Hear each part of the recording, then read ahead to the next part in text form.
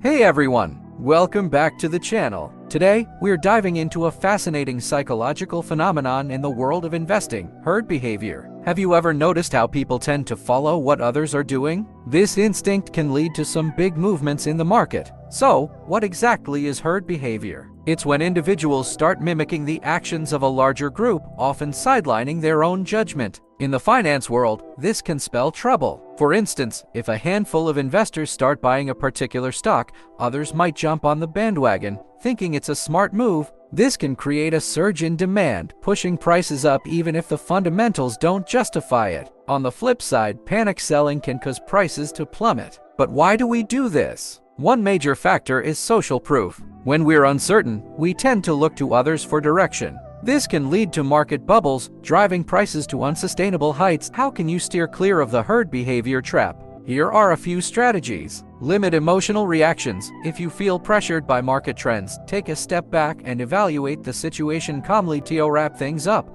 While it's natural to want to go along with the crowd, thinking critically and making informed decisions is essential for successful investing. Thanks for tuning in. If you found this video helpful, don't forget to like and subscribe for more insights on personal finance and investing. Until next time.